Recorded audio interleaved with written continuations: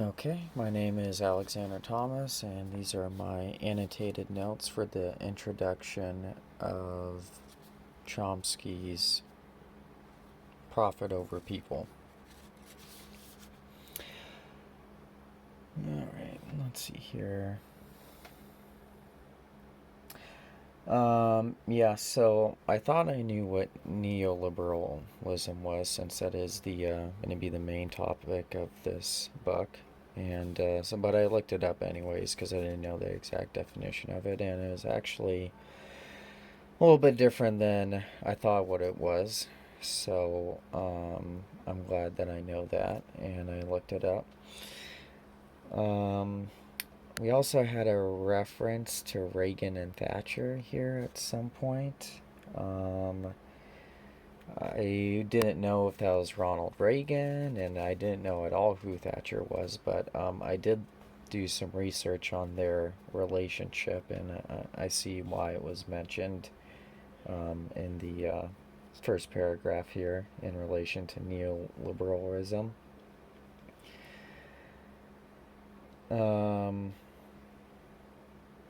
there's also, usually I get a lot of annotations on my very first page, so let's see here.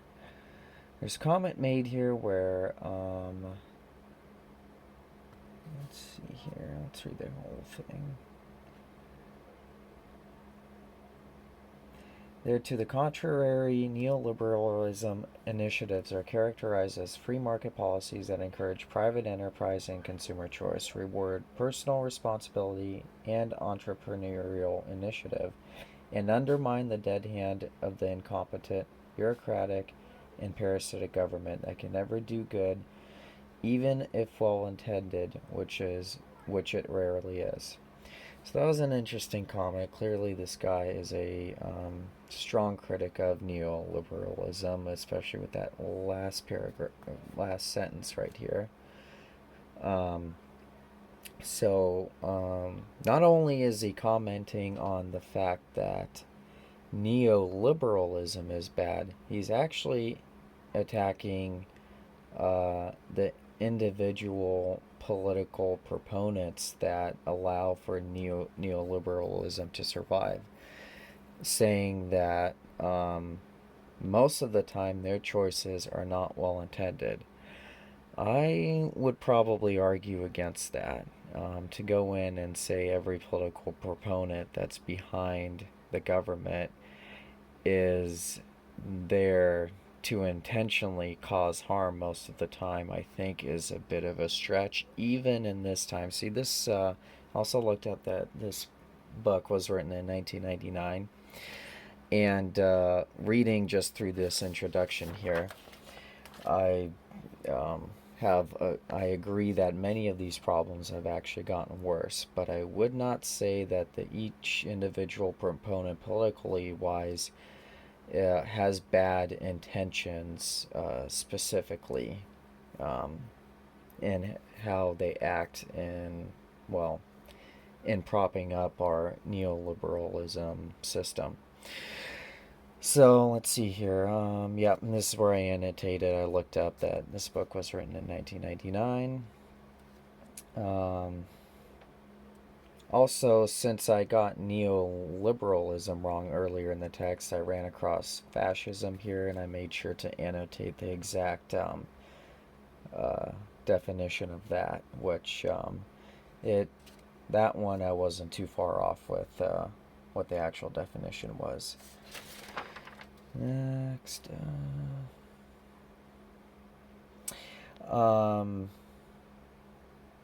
so there's a bit of a prediction here. The writer that made this introduction for Chomsky said it represents an era which business forces are stronger and more aggressive and face less organized opposition than ever before.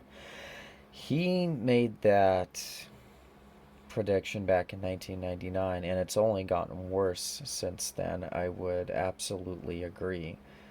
So, that was good on his part.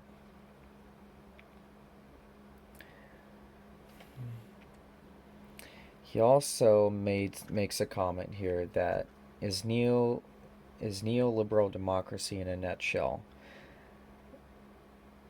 Trivial debate over minor issues by parties that basically pursue the same business policies regardless of formal differences in campaign debate. I can definitely see how one would view that even in our political climate 2 decades later. I could definitely see how someone came up with that. Definitely. Oh, this is my favorite comment from him that I absolutely 100% agree with, and it's that if electoral democracy affects little of social life, it is irrational to devote much attention to it. That is exactly how not only our political climate operates, our social climate operates, and that's exactly how social change is or isn't made. Is if it affects little of social life, very much is little done to fix it, even though the problem is there. People are happy to be blind to some of these social issues, which I definitely agree with. Let's see what else is here. Oh, up here we got a word that he uses, Uber Alice, and I would probably think since it's German, I'm probably saying Uber wrong, but I know the Alice is probably LA and the S is silent. But I looked it up and it's German for above everything else, which is interesting. I always love learning tidbits of foreign languages. There's a comment made here where champion capitalism or any other class divided society. He's making a comment that we should not have an economic system that is a class divided society, and I wonder capitalism is a form of an economic system. I'm sure most would agree with that. And it seems like he does not want to champion a he doesn't want to champion a class where the system has classes where you have the poor, you have your middle class and upper level class. However, he's only talking about economic classes, and I think the problem with capitalism and neoliberalism is a combination of not just the classes in economics classes, but your social classes and your political classes as well.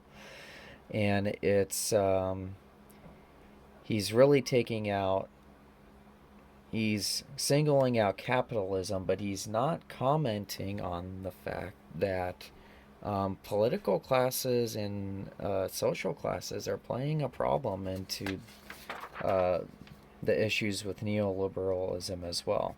So I'm curious if Chomsky is going to, if he's going to address that. Let's see here. We're at 8:49. I'm always going over. I know. I'm sorry. Let's see here. Um, there was a great quote that he quoted Chomsky in here, and he said, Chomsky says, if you act like there's no possible change for the better, and you will guarantee that there will be no change for the better. I like that, and I'm probably going to use it later on, especially if we're going to be writing an essay on here. Also, I did some research on Chomsky, and so he is actually 92 years old this year, and he is estimated to be worth between $5 to $6 million. I did not vet that source. I'm not going to unless I need it for the essay, but that seemed to be the consensus with the 2 or 3 articles I read about him. And I'm curious to see if anyone is going to point out the hypocrisy the hypocrisy in this, because I'd be naive to say, that he made that $5 or $6 million with capitalism not having a hand in it. And I would love to see someone make that argument, because I have a great argument.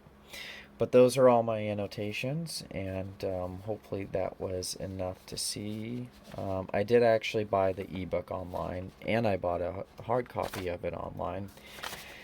However, the ebook you can't print, so I had to find this PDF somewhere, and then hopefully the book arrives soon in time. But otherwise, there we go.